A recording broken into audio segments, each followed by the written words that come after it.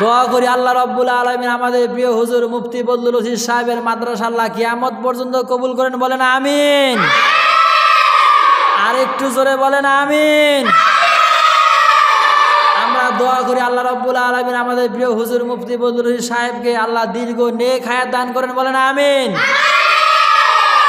ওনার জামাই আমাদের প্রিয় ভাই বিশিষ্ট বক্তা মাওলানা আব্দুল বারী রশিদ ভাইয়ের জন্য দোয়া করি আল্লাহ রাব্বুল আলামিন তাকেও নেক হায়াত দান করবেন, আমিন। এই মাদ্রাসার সুনামধন্য মুহতামিম আমার বন্ধুবর হাফেজ মাওলানা মামুনুর রশিদ সাহেব ভাইকে আল্লাহ রাব্বুল আলামিন দীর্ঘ নেক হায়াত দান করবেন, আমিন। আর একজন শিক্ষক আছে আমার বন্ধুবর মুফতি আবু হাসান, আমার নামে নাম, ভাইজানকে আল্লাহ কবুল করবেন, বলেন আমিন। বাদ বাকি শিক্ষক ছাত্রদের আল্লাহ রাব্বুল আলামিন কবুল করেন, বলেন আমিন। এই যে মাদ্রাসার পাশে হুজুরে আব্বা আম্মা ঘুমায় আছেন, এই রমজান মাসে সমস্ত কবর আযাবগুলো আল্লাহ বন্ধ করে দিয়েছেন। দোয়া করি এই রমজান উসুল্লাহ করে আল্লাহ রাব্বুল আলামিন আমাদের প্রিয় হুজুর মুফতি বদলুল রশিদ সাহেবের পিতা মাতার কবর আযাব আল্লাহ কিয়ামত পর্যন্ত বন্ধ করে দেন, বলেন আমিন। আল্লাহ কবরটাকে জান্নাতের মাকাম বানিয়ে দেন, বলেন আমিন।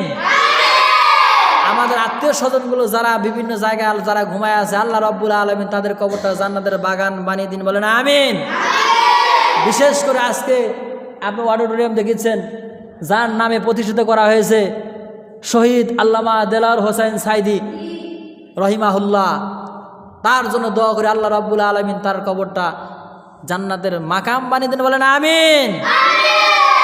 এই জালেম শেখ হাসিনাকে গদির থেকে নামাইতে গিয়ে রংপুরের আবু সাইদ থেকে শুরু করে মুগ্ধ পর্যন্ত যতগুলো আমার ভাই আমার আলেম ভাইরা শরীরের তাজা রক্ত দিয়ে যারা শহীদ হয়ে কবরে চলে গেছে তাদের জন্য দোয়া করি আল্লাহ রাব্বুল আলামিন তাদের কবরটা জান্নাতের বাগান বানিয়ে দেন, বলেন আমিন।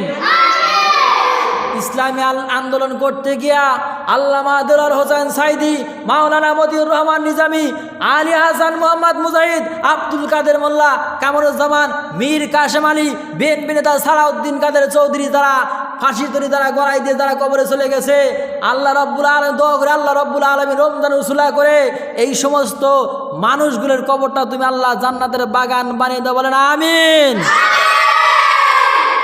এবং এই মাদ্রাসায় যারা তালেবে ইলম আছে যারা পড়াশোনা করতেছে আল্লাহ রাব্বুল আলামিন সকলকে বক্তা হিসেবে আল্লাহ কবুল করেন, বলেন আমিন। তামাম পৃথিবীব্যাপী আল্লাহ রাব্বুল আলামিন কোরআনের বাণী পৌঁছে দেওয়ার তৌফিক দান করবেন, আমিন।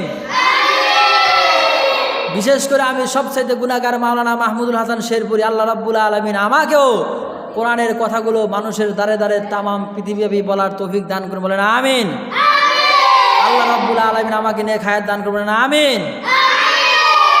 আমাদের আত্মীয় স্বজন বিশেষ করে আমার আব্বা অসুস্থ এবং যারা অসুস্থ হাসপাতালে পড়ে আছে তাদের জন্য দোয়া করি আল্লাহ রাব্বুল আলামিন তাদের কবরটা আল্লাহ জান্নাতের বাগান বানিয়ে দেন, বলেন আমিন।